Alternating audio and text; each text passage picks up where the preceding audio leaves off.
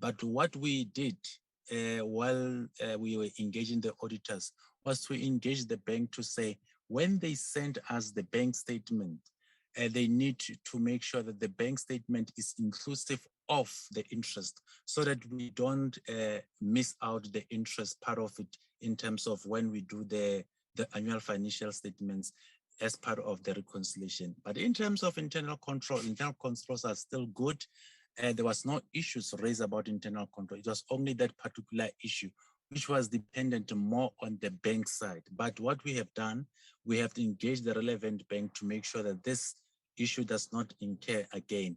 The other issue that was mentioned by the auditors, it was an administration issue of the offline register. And hence they put it as an administration matter, that the offline register from accreditation was not tied into the GL, but the GL was the correct amount. Hence the auditors picked up and they identified it as an administration matter. So in terms of internal controls, I indicated when I was doing the presentation that accreditation sub-program will work with them closely as finance to make sure that whatever that they are doing, because the register is manual, so we need to quality assure the register before they submit to us, so that we can clearly be satisfied as finance that the register tallies to the GL. And I think this is the process that we are embarking on a monthly basis. In addition to that, because we are doing this reconciliation on a monthly basis, we already started for this financial year immediately after we received the audit to make sure that we don't regress. And yeah, as a CFO, I was not happy at all with regard to the issue that we are not continuously moving with the issue of clean audit, but moving to an unqualified audit report. But it was taken as the team, we take it seriously, because that's what we are known to be, to receive clean audit. But I'm promising the audit members, the portfolio committee members, that next year, I think we'll continue with where we left off with the clean audit report. This is the only two issues. Hence, I'm saying there are not actually major internal controls. It was only the two issues, but the main one was around the issue of the account, the reconciliation of the bank account, which made us to make a regression in terms of the audit.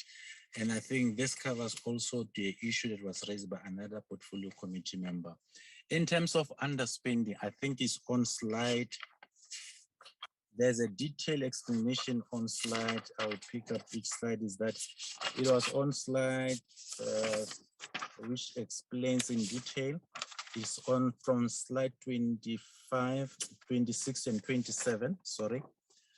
The reason why there's underspending is majority of the funding, it was on compensation of employees. You can say it's 4 million. And then under goods and services is 3. And I said it when I was presenting that what made us to be comfortable is that based on the 1.5, the 12 million, which was a rollover, even though it was approved late, the amount was almost 90% spent. So we're just comfortable with that. And on slide, this next slide was explaining the reasons for majority of underspending on those that made us to be where we are is because of those vacant funded posts of 8. I think we indicated there were 8 vacant funded posts, and it was an issue of people living in the middle of the financial year. Obviously, I said it, when you have budgeted from April to March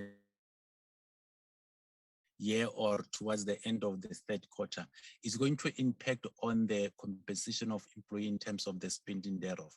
So this is the main issue why this was the underspending. And actually, the other contributing factor which was budgeted for was the issue around the instruction from National Treasury to due to national budget constraints and labor dispute around the issue of the increase in cost of living. And I think colleagues that are aware that this was only resolved now. So if you have budgeted it and it has not been resolved, we cannot pay until when the directive from National Treasury was very clear. So it impacted on the whole issue around underspending on compensation of employees, besides the fact that there were 8 vacant funded posts. I think it covers all the issues that relates to what the members raised. And I think we take into account what the members are raising, and also to have comfort with regard to continuous doing the good work that we are doing.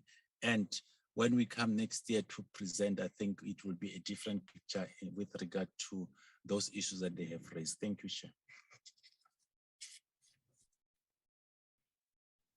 Thank you very much. Can I hand back to the chair of the entity if there's any closing remarks you'd like to make? Thank you, Chair. I just would like to thank the committee and all the members and our sister entities for the good work that we're doing for the nation.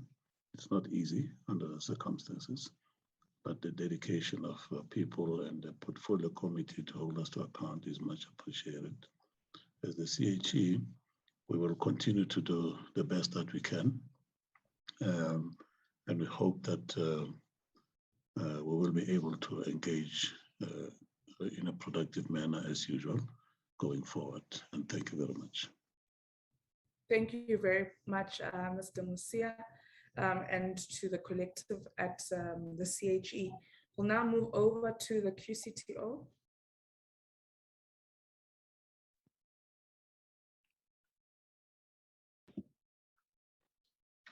Great, thanks once again, Honourable Chair and members of the committee. We've noted the feedback. I think let me start there.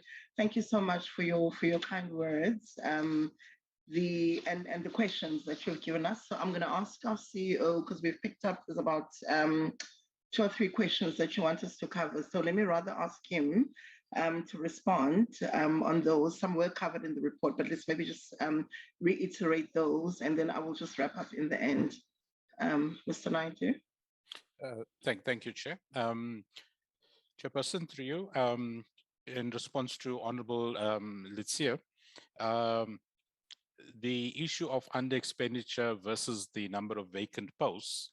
When I made the presentation, I did indicate that we have an approved organogram that has 246 posts, of which 99 are filled. So the vacancy rate is showing as 147, which is 60%. But I then explained that this was an organogram that was put in place so that it's implemented in phases, depending on the business case that we had presented to the department on the back of the Vision 2020 that we had, where all the quality assurance functions were going to be taken into the QCTO. So as we said, the business case has not been approved. So we select from that organogram the critical posts that we need, and those are the posts that I referred to as funded posts. That means we have enough finances to support those posts. And in terms of that, where we currently sit, we can only fund 104, of which 99 are filled. And so we also put a freeze on the filling of certain posts where people resigned during 2021 or even just prior to that because of the budgetary constraints. So our, in actual fact, our vacancy rate should be showing 5%. And that would then link to that under expenditure. And obviously, as we indicated, our funding is a very unstable model. We could get funding this year like we did last year, and then 30 million rand short for this year. And if we had employed people, then it would mean we employ and then we have to retrench or trim somewhere else. And so unless we get that stable funding, we are not going to be able to roll out this 3-phase HR or the organogram in any significant way. So I hope that alleviates that or answers that particular question. And Chair, then with regards to Honorable Munisa, I'll respond to the simpler one first. Although I'm not the spokesperson for the DHET, we are aware that the Minister has gazetted a call for nominations and applications for the post of the chair, as well as the vacant posts. So those have also not been filled at this particular point in time. In terms of the QCTO mandate on the skills strategy, up front, we have not yet made an application to the department for funding. And the reason, part of the reason is that ERPSS is not yet finalized, has not yet been signed off by the minister. So we don't know exactly what that document might turn out to look like. We will engage as soon as that document is finalized. We do know it's work in progress. However, what we have done, members of the committee, is that we've taken the ERPSS, the programs that have been identified for development or that are in where there are short skills, and we have prioritized that within our current budget. And we are just, moving along.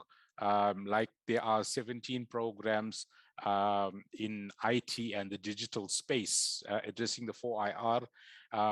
We worked together with Mixita, who funded it because it's also in the area, but those have been developed and are almost approved for immediate rollout. So that's the way QCTO will be addressing these issues. We will work in partnership with the necessary seaters for the qualifications that are identified.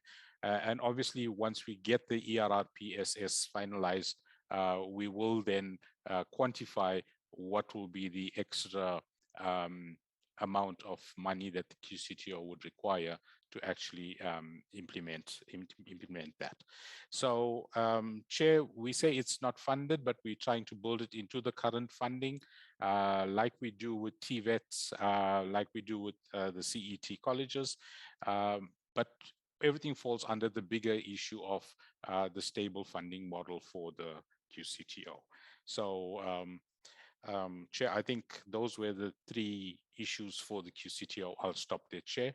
And let me also just take this opportunity to thank the members for the positive comments and remarks made. Thank you very much.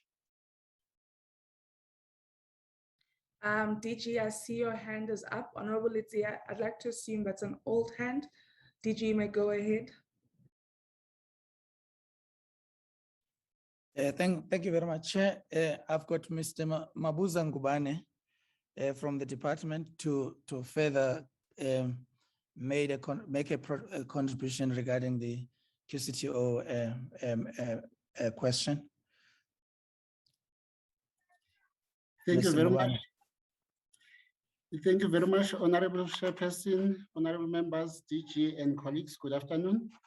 With regard to the status of the filling of the QCTO chairperson, following the gazette that was issued by the minister, we received approximately 10 responses or applications, which were subjected to a vigorous process in order to select the most suitable candidates. 3 suitable candidates were identified and the submission was prepared for the minister's consideration and approval. But concurrent to that process, in the interest of good governance, there is a requirement that such candidates must be subjected to security vetting. So the appointment of the QCTO chairperson is en route to the ministers for the minister's consideration and decision making. But what is still pending is attainment of the security vetting report. That process is still handled by the department.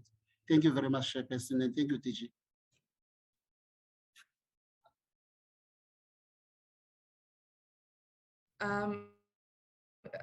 Okay, all right. Thank you very much, Mr. Ngubane, and thank you, DG, for that. I'd then like to hand back to Ms. Antoni for your concluding remarks. Thank you, Chairperson, again. And yeah, I noted your, was it a discomfort around the conversation, but yeah. So just to say again, thank you for the feedback. I must say, we can't wait till we share it with our people back in the office. We honestly cannot just, no single person can take credit for, I think, the great work that has been delivered by the QCTO. So we'll definitely take it back. So I do want to say thank you again on behalf of the QCTO. It has been, I think, throughout the conversation, we've been talking about the impact of COVID. All of us have been affected, be it personally or work-wise, in terms of how we operate, and it is definitely business unusual. And we do appreciate the QCTO just how responsive the department has been and how supportive it's been, agile, so that we can deliver the mandates. Because I think bottom line, it is about our reason for existence, and we've been able to honor that reason for existence. So I do want to say thank you. And again, thanks CEO and our CFO. Yeah, great evening, everyone. Thank you so much, Ms. Antoni, and to your team at large, with the run over time by an hour. And I want to really thank all of you for being patient with this process, and for being understanding of the fact that we have serious time constraints as Parliament, in terms of the entire program of Parliament at the moment. And I really want to show my utmost gratitude to colleagues for staying with us till the end. And no one put pressure on us, and there was no text, no SMS, no DM, nothing that said, can you guys hurry it up? So we really, really appreciate that. From the AG's office to the department, and right to the entities that appeared before us. And I think really coming out of all the deliberations, we take cognizance of the recommendations that have come from the AG's office, with regards to action plans on the turnaround strategies of the various problematic audit outcomes that we've seen, and monitoring of the implementation of these action plans by the department and ourselves, of course, as Parliament. I think also there's just been a lot of concern with regards to the NSF and generally, focusing around skills development in general. And of course, we want to continue to advocate for the department to fulfill its oversight role on its entities, to make sure that they do implement their action plans, and of course highlighting the regression in compliance with legislation, which has seen the negative impact it's had on the audit outcomes of many entities. With regards to TVETs, I think when you just look at, there's an analysis I made, Honorable Lutsiye, of the TVET colleges that did have clean audits. And by and large, they come from the Western Cape. Actually, all of them come from the Western Cape. But I think the AG's office does emphasize the fact that there is, forward trajectory and progression that you are seeing in TVET colleges across the country. But ultimately, this all boils down to ensuring that the finance units and the internal audit committees of these institutions are capacitated to be able to see, better outcomes, audit outcomes going into the future, which then can make sure that these institutions are actually executing their mandates. And of course, with TVETs, skills and the whole skilling around the TVET sector is important. To also the CETs, and I think infrastructure, again, just as a cross-cutting challenge and concern when you're looking at the TVET sector, when you're looking at CETs themselves. And we also want to acknowledge, of course, the progress that we've seen with regards to the certification backlog, but want to continue to advocate for what we coiled as this sixth administration, or this PC in the sixth administration, as day zero of the certification backlog. With NSFAS, of course, we acknowledge the progress in terms of them moving from a qualified audit outcome to an unqualified one, and we want to advocate for them to continue to implement the many plans that they speak to in terms of turning the tide around at that particular entity. And of course, we look forward to our conversations or deliberations with them with regards to the state of readiness for the academic year 2022, in particular when it also refers to funding, as we know that that is one of the greatest barriers or hurdles that we find within that particular entity. With SAQA, again, we want to commend yourselves for your clean audit for the third consecutive year.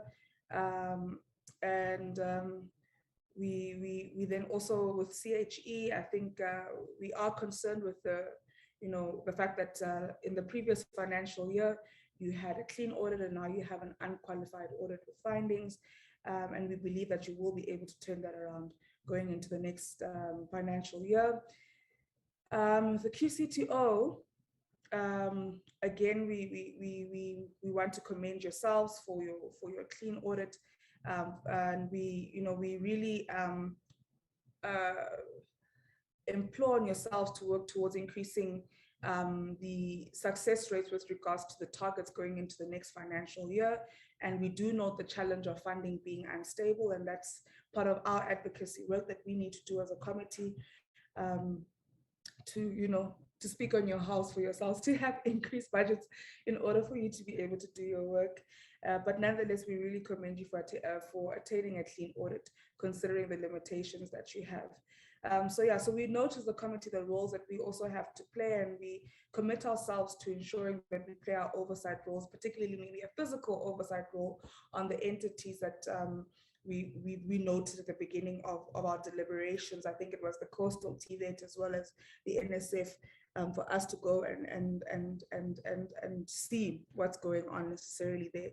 But colleagues, we really want to thank you. That's just a glimpse really of some of the conversations we had today. I can't even say this morning or this afternoon or this evening, because we've literally spent the whole day together from morning to through the afternoon into the evening.